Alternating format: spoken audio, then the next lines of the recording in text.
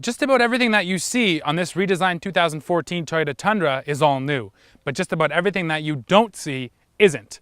That's right, Toyota opted to keep the same engines and the same transmissions in its 2014 truck, but it brought this truck a whole new level of style, sophistication, and refinement that the Tundra simply didn't have before.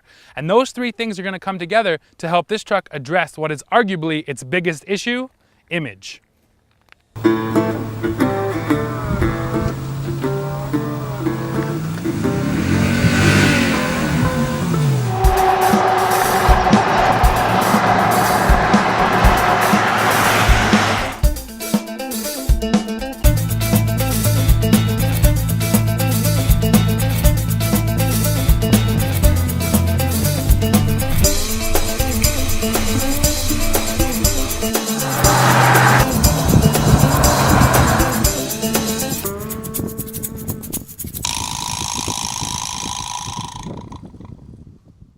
Image, of course, starts on the outside of any vehicle, and Toyota has done its best job to try to Americanize its Tundra. The hood has been lifted by 40 millimeters, and a lot of the round, bubbly edges that were on the old Tundra have been squared off, including the wheel arches. Overall, the front end of this truck makes it look tough and brawny, ready for business, especially with that big, menacing snout up on top. Now, there's a couple small attentions to detail that Toyota paid specifically to people who are going to be trailering back here that I'd like to point out. First of all, these lights have been moved out away from the license plate, so not only did they illuminate the plate, but they also illuminate that 4 and 7 pin connector, which is located up high, it's easy to get to, and you can work with it at night. Next, Toyota added this new 3-piece bumper.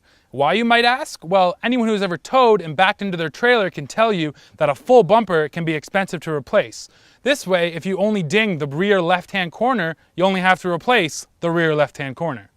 And lastly, Toyota spent some time with the tailgate. They added that new spoiler up there for better aerodynamics, and they embossed Tundra right into the sheet metal, making it straight up badass. You can still get one V6 and 2 V8s with your Toyota Tundra. At the bottom of the range, you can get a V6 good for 270 horsepower and 278 pound-feet of torque, hooked up to a 5-speed automatic transmission.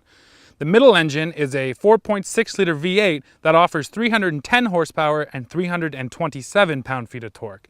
Lastly, sitting on top of the range is the 5.7-liter V8 that puts out 381 horsepower and 401 pound-feet of torque. Equipped with the 5.7 and 4x2 in regular cab trim, the Tundra's tow capacity tops out at an SAE-rated 10,400 pounds. Now, Toyota spent a lot of time on this interior in the new Tundra, and it really shows. Now, this is the 1794 trim, which is Toyota's new luxury truck trim meant to take on the Laramie Longhorn from Ram and the King Ranch from Ford.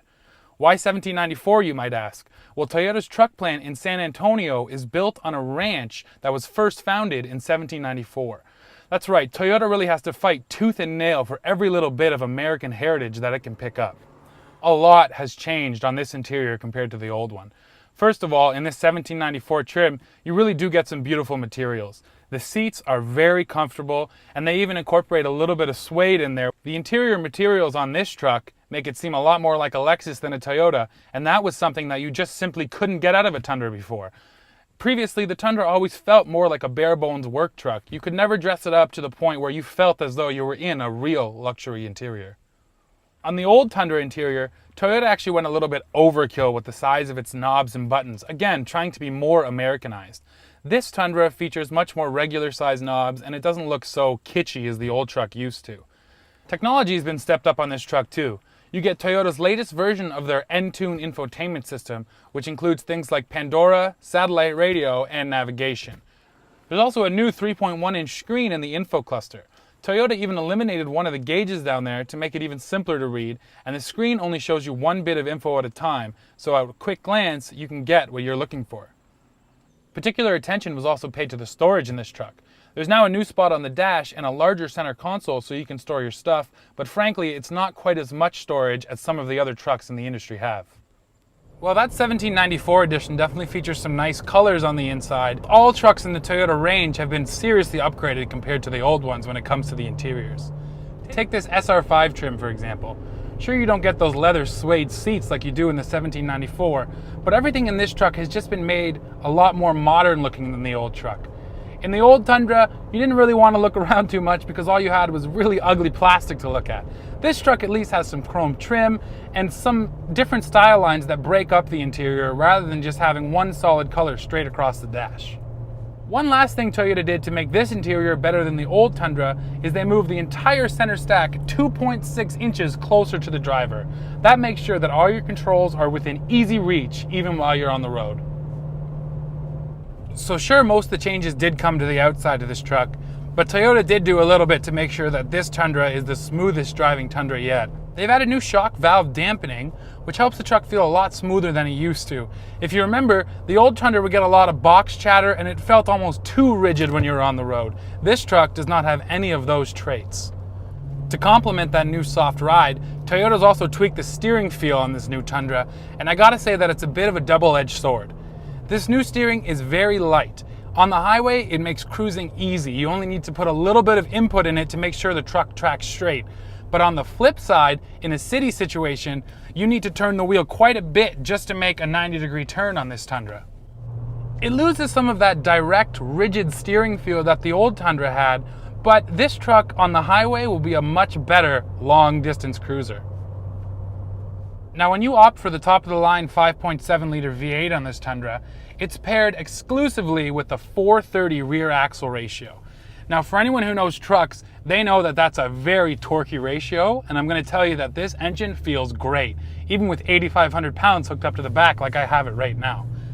You lose a lot of your fuel economy though. That's the biggest issue. This truck is still going to suck down fuel, but if you have a lot of towing to do and you're going a long distance, the confidence that this Tundra gives you is going to make it worth your while. Although we didn't get a chance to take this Tundra on a long distance, over about 50 miles of mixed driving, we averaged between 12 and 13 miles per gallon. That's definitely not a great number when you consider that every other manufacturer has really stepped up their fuel economy. One thing that this Tundra seriously lacks is an integrated trailer brake controller. Every other pickup on the market right now offers one, and if Tundra really wants to compete with the big boys, they better get one. If you plan on taking your Tundra off-road, I can tell you that it's going to be able to handle it.